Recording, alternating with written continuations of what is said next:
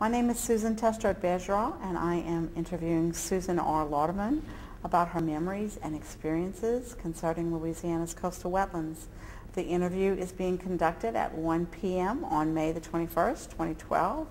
The interview is being conducted at the Historic New Orleans Collection. And Sue, I want to thank you for signing all of our consent paperwork. Do you understand that portions of this taped interview and pictures taken during the interview may be used for various publications? I agree. Okay, thank you. Would you please state your full name? Susan Ruppel Lauderman. And what is your birth date and where were you born? December 14th, 1937, and I was born at Baptist Hospital in New Orleans, Louisiana. So where did you grow up? Both in Orleans and Jefferson Parish. Okay, tell me a little bit about where you lived in Orleans and then Jefferson so we can kind of get a perspective of what the community was like. Well, we lived in a house that my grandmother owned in off Esplanade called LePage Street. Okay. And then after World War II, we moved out of my grandmother's house and moved to Jefferson Parish, which was the first suburbs that, they had. And my father and mother were just delighted, that they would finally have a house without the extended family with the aunts and the cousins and everyone, because this was really a house shortage after World War II. So we moved close to where Oshner's is today. What was it like out there when you moved? Well, I took the school bus, and so I had to walk along like 3 or 4 blocks to get to Jefferson Highway. And then after school, we'd get the school bus driver to drop us, because my school was on Airline Highway. It was St. Martin's Episcopal School. And we would get the school bus driver with my friends, and we would walk through what we call the Indian Trail, which was all between Jefferson Highway and Airline Highway. It was just woods and kind of swampy area, and there was like an elevated pathway that I'm sure was like some natural pathway next to a little ravine or something, and there was a Native American who lived there who said that he was a hobo, and our parents didn't know that. We were going there to talk with him, he gave us a name. He had red fingernail polish on his nails. And we shouldn't have been talking to him, but there were 2 or 3 of us that would, like I'd have my friends over and we'd walk through there to get to where we lived. So if you were to try to recreate for people who are watching what it was like to go to St. Martin's School, what was the habitat like around there?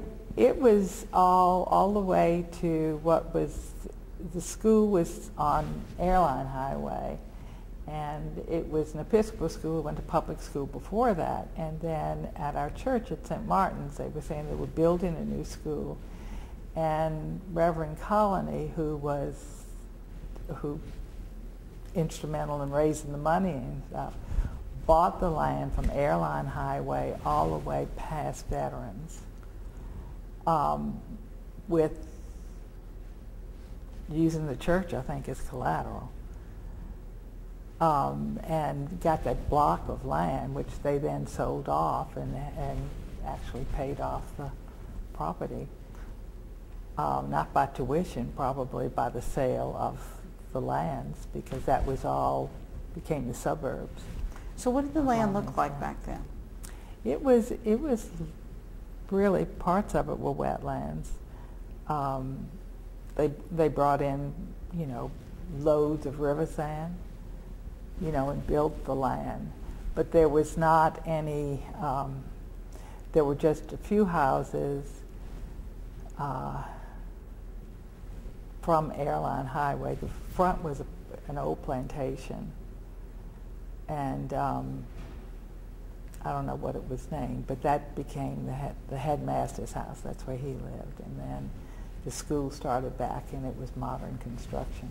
Went from Jefferson Highway, from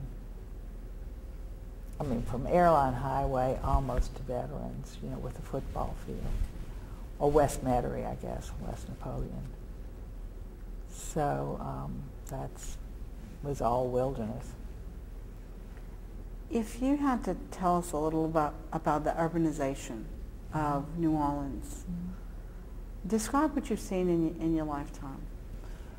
Well, that area was really close to the wetlands or totally undeveloped. There was, when you left from Carrollton Avenue and went down Airline Highway, you saw the Wigwam Motel, which was, shaped like wigwams coming out there, but there was very little development there. So that was, somebody had foresight that even built a school out there, because everything before that, where I grew up before that, was, Old New Orleans near Esplanade and on LePage Street that cut through to Broad.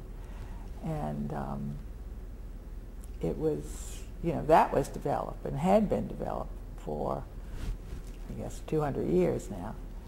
But my father called it God's country because we had gotten out there were trees, there were swamps, there were, canals, there were, it was fun as a kid because,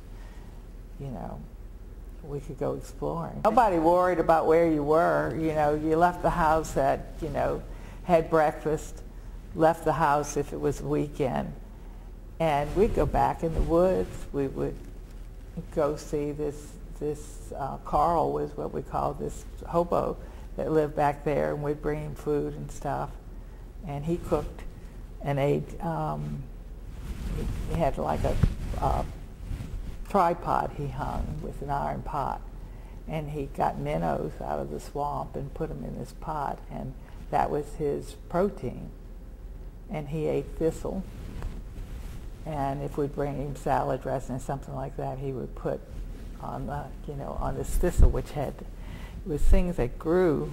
I don't know whether they grew all over the swamps, but they were on the trail, and it was prickly, and he cut off the prickly sides of it like celery. It would be a big celery, and then chop it up, and he would eat it like that. Or if we brought him salad dressing, he would kind of dip it into the salad dressing. Our parents really didn't know that we were talking to this strange guy, but he was harmless. He was just a hobo. You sound like you have very good memories of spending time out in the wilderness and the wetlands surrounding New Orleans. Do you think that had an influence on what you kind of chose to do as an adult? It possibly did. I was a social worker first, and actually most of my cases were on the East Bank of Jefferson Parish, and it was age-dependent children, so I was involved with kids and then involved with students now, so I always loved children and loved working with children, regardless of their circumstances. You've been very instrumental in bringing coastal restoration to the forefront of many students through your oral history projects. Yeah. It's, before this oral history project, I was interested in cooking, and I love to cook. And I was concerned about whether, we were losing the Creole cooking traditions that are passed down from one generation to the next.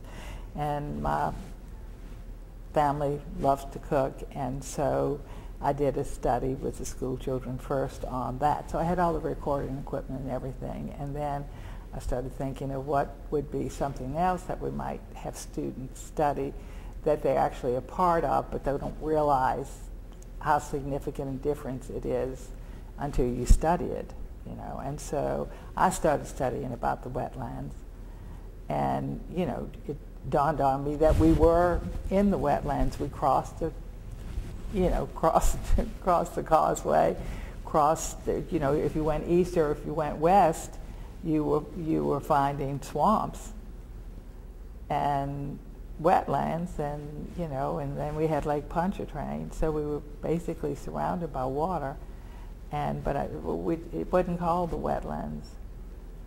What was it called? They would say you go to the Bayou country, but it wasn't really identified as the real resource which we all ate. You know, so much of our food comes from the wetlands. Just wasn't mentioned as wetlands. So do you think maybe there was some sort of communication challenge, or?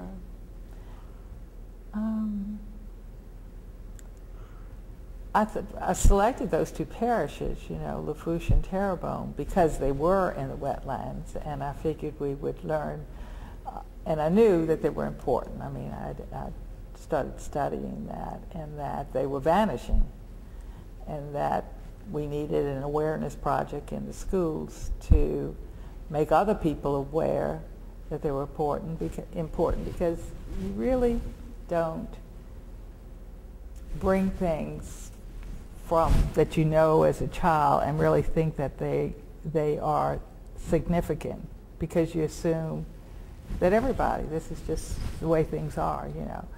Like we grew up in, you know, in a segregated world, but never thought of it like that until you started reading articles about, you know, civil rights later, and you just thought, well, that's the way things were. Well, the wetlands were not conceptualized as something different from New Orleans, because you were near them, you saw them, and it was just, you'd say, like on the outskirts of New Orleans, because that was my center, you know, the city.